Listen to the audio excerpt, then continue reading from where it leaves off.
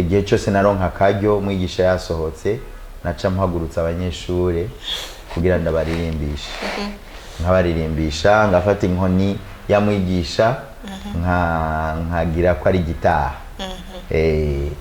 mugani wabaraho nkinjira swing abanyeshure bakaryoherwa ucawumva ko mwigisha agarutse na nja mu bihano none wibyagize gitegereresha umuntu zikafise ubundi ntihagira abanyambika ibara ngo na papu uyu muntu abande urumva ko Imana yaramuganirije uwo muhungu twakundana iramubuza amahoro itiro donc mwijoro ryose wenyene no yaciye ampamagara buke bwawe arambwira jaja ndagukeneye cyandagenda turabonana acarambwira ivyo yarose Imana yamweretse mfise ngo umugabo w'umupasitore kuri eglise cenga cyandaba ndaga umupasitore ntaraba pasitore se karaba n'ubose ufise ugasanga nta urimwe urazi ko ndagukunda kandi ndagusengera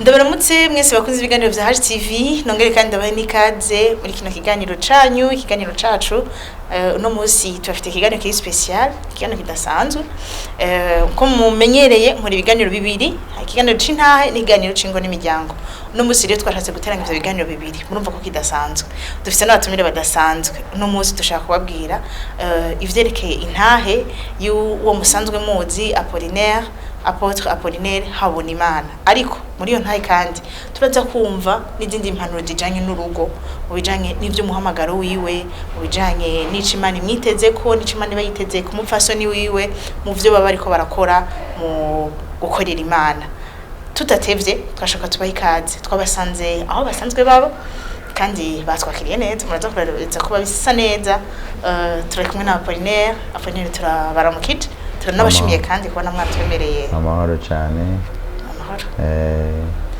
Apollinaire twamusanze muhiri wiwe hari umuntu amwicaye iruhande mbega umuntu ninde umuntu n'umukenyezi wanje ndamwita umwamikazi wanje turashima Imana twabakiriye mwakoze kandi mugubwe neza mu rugo iwacu murakoze cyane Madame Apollinaire turabahaye ikaze namwebwe kandi muri kino kiganiro cacu murakoze ikiganiro cacu tuza guhera cyane kuri Apotre Apollinaire aho tuza kumubaza ibibazo bisanzwe by'ubuzima busanzwe mu kiganiro c'intahe na tuba dushaka kumenya umuntu wari we ko badadutine ni Apollinaire ninde ko batamuzi cyangwa bashaka kuba bamuzi ari umupastori muri Shemeza bazini muri kandi n'umuririmbyi hari ibindi bintu batazi byinshi barabizi ariko ntacyo bitwaye kongera kubibabwira kubibutsa abo baravyibagiye ego ni Apotre Apollinaire Habonimana ndumu papa w'abana 4 ndi umugabo mutware uyu musheri wanje twicaranye ndakunda Imana ndakijijwe ibyo vyirato vyanje bya mbere ni naho intahe y'ubuzima yubakiye ego navutse mwaka w'igihumbi kimwe amajana 1972 mvukira muri commune Kanyosha mutumba wa Kavumu Muira mvuka mu muryango w'abana 7 gahererezi karitavye Imana dusigaye turi 6 abahungu 4 n'abakobwa 2 papa yaritavye Imana nkiri muto hanyuma turegwa na mama aracariho akunda Imana kandi akorera Imana amen mukiri bato mwari mukijijwe mwakoze mugenda gusenga mukijijwe ibintu byo gusenga no gukizwa byaje gute? Byukuri nta uvuka akijijwe. Twavukiye mu idini nk'uko abandi bose bavukira mu idini rya Katolika. Mu nyuma ku myaka 14 niho nahishuriwe iby'agakiza. Yesu ampa iyo ngabire nziza y'agakiza iruta izindi ngabire zose. Niho navutse ubwa kabiri. Ubundi nakuriye mu idini nk'abandi bose, gusenga, kuja mu misa nk'abandi bose. Ni kuri iyo myaka rero nakiriye agakiza.